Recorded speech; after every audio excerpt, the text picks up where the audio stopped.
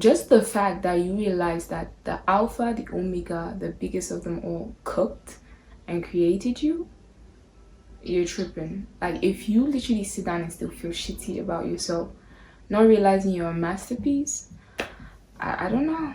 You know what's funny, right? You spend so much of your time trying to become the best version of you, the it girl version of you, the main character version of you, and it took me a while to realize that self-love isn't some sort of aesthetic or some sort of like, oh my god. It's more of a journey, right? A journey filled with pain, a journey filled with nights you literally cry yourself to sleep, filled with therapy. I don't know if you get a therapist paid for that or you do the therapy yourself. Periods in which you literally decide to isolate yourself far away from everyone. Periods in which you decide to delete your entire social media and just sit by yourself. And in this video, I'll be sharing you the top 12 things I had to unlearn in order to love myself just a little bit more than I actually did. So let's dive into it. First, I needed to learn that self-love isn't selfish. We live in today's day and society where, I'm not going to lie, the more you love yourself, the more you feel comfortable in yourself, the more you become confident in yourself, the more it makes people uncomfortable. And if you think I'm lying, try it out. Just get a little bit more in love with yourself, obsessed with yourself. And when people start feeling uncomfortable, you wonder if you've done something wrong. And sometimes you may even be deemed as selfish, self-centered, egotistic. And to be honest, this is something I need to unlearn, that so loving yourself isn't selfish, but the most selfless thing you can do. Because at the end of the day, you cannot feel other people's cups, you cannot take care, you cannot even love other people if you do not love yourself. And this is something I had to unlearn, that self-love isn't selfish, but the most selfless thing you can ever do. Number two, I needed to learn that love isn't something that you earn, isn't something that is merited, right? And for me to make you understand this, I'll take you back to where it all began.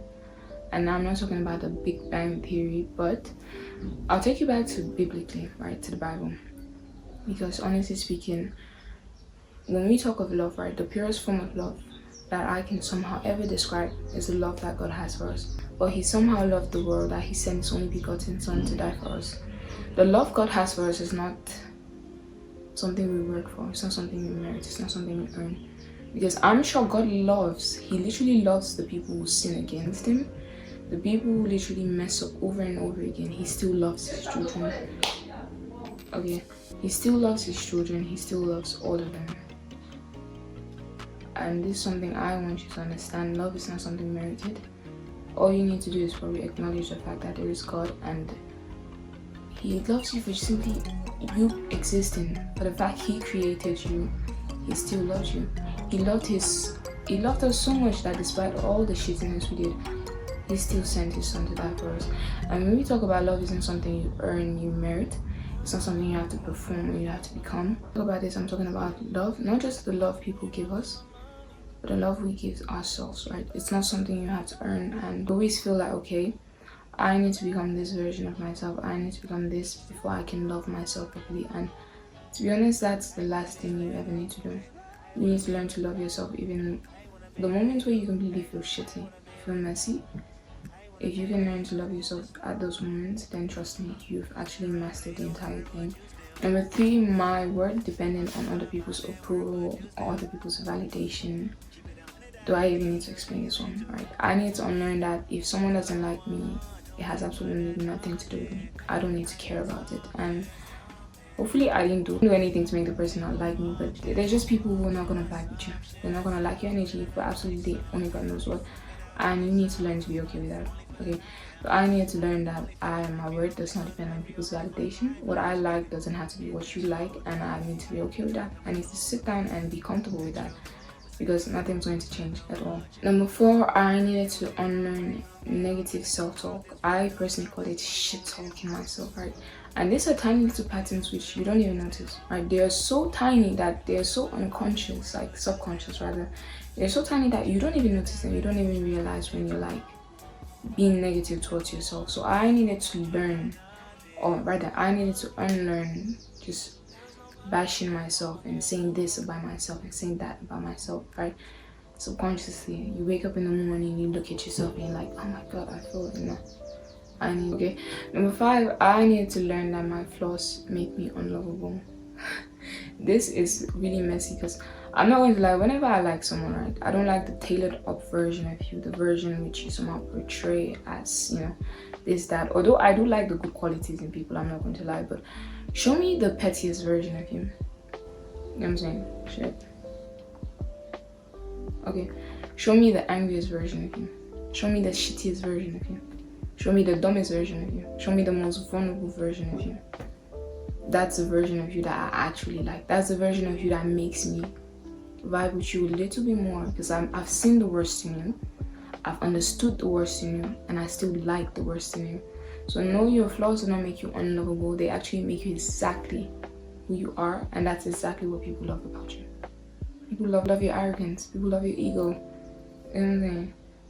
People love your stupidity. Okay, people love your pettiness. People love that about you.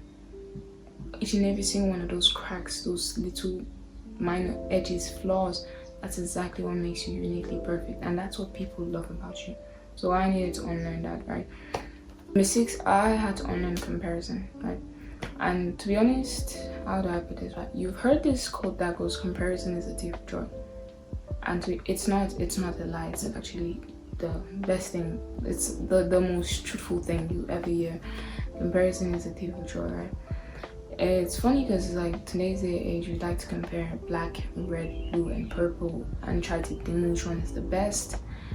You know what I'm saying? Compare yourself and try to validate yourself by comparing yourself, or try to make yourself feel shitty. I don't even understand, but it does happen. And it's funny because like two people, two different destinations, two different pasts, two different sets of DNAs, two different sets of beliefs, two different sets of values, two different sets of gifts, talents, whatever, name them all, and you're trying to pinpoint which one is which one, and it's like, why? So I need to unlearn comparison, and I do believe there is positive and negative comparison. I think that's a video for a whole different day, but I need to learn, okay. And it's really messy because sometimes you compare and you like put your entire self-worth on the line, and I'm like, okay. So I had to unlearn that. Number 7, beauty isn't surface level, right? Most likely you have the social, intellectual, emotional, mental, creative, so many different areas in life. And some days you're gonna wake up and you're not gonna look your best, right? You're gonna wake up, some days you have breakouts, you have eye bags that make you look like a zombie, you haven't done your hair, you look all messy. And if you, again, I say this, if you don't learn to love yourself during those days where you're at your worst, you're at your lowest, simply because you don't look physically on point, then I think that's really, really messy and unfair to you. So you need to learn beauty is beyond surface level. And some days you're not gonna look your best. You're gonna look messy, and it's okay. It's absolutely okay with that. But take care of yourself. Okay, take good care of yourself. Number 8, my emotions make me weak. I'm not going to lie, I don't know if I've lost count or if I'm still counting properly. But number 8, your emotions make you weak. My emotions make me weak, but not mine. I'm not going to lie, I used to be emotionally chaotic. Okay, till this day I do quite say I'm a little bit more emotionally nonchalant, but sometimes we may somehow feel like the emotions are too much and this and that, and the only reason you're you is because of your emotions and how you see things and how you feel things. So know your emotions do not make you weak. They actually make you the most powerful version of yourself, and yeah, the best version of yourself ever. So next up was resting is unproductive. Now if you know me, you know I'm a workaholic, right? I sometimes find myself in situations where I cannot sleep, or I cannot rest because I know I have to get this done, I have to get that done, I have to get that done. And in today's day and age where everything is like, okay, this person is doing this, did that, so you may feel the urge to constantly get yourself busy and busy and busy. And I had to learn that resting isn't unproductive, but the most productive thing you can ever do. The best thing you can ever do is sometimes just sleep. Like take a long nap and do not wake up anytime soon. So that's something I had to unlearn. Next up is unlearn failing isn't part of the process. If I had to get money for every time I failed, most likely I'll be amongst the richest people in the world, or Africa, but whatever, I'll be amongst the richest people, right? And if I somehow didn't fail those number of times, if I didn't fail that often, I don't think I would have ever succeeded. So failing is absolutely okay as long as you learn, and you fail way more than you succeed. Most likely the one time you succeed, you would have failed like 200 times, 1,000 times before you get to succeeding. So that's completely fine, that's completely okay.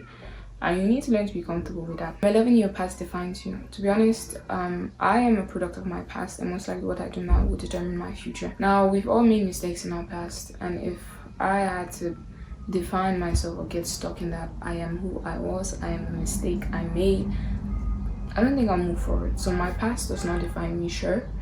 It has somehow shaped me into who I am today, but it's not exactly who I was. But I am not exactly who I was presently. So your past does not define you. My past does not define me. It has taught me. I had learned from it. It doesn't define me. And last but not least is I had to unlearn not trusting myself. Because at the end of the day, if you don't trust yourself, who will?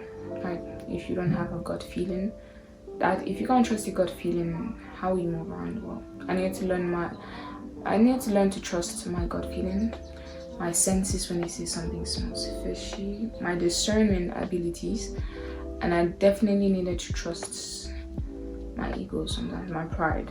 Okay, I definitely needed to trust myself. With all of that being said, I hope I managed to touch on everything I had to unlearn in order to love myself more. I do believe there are still some things I need to touch on, but hopefully I managed to touch on the majority of it.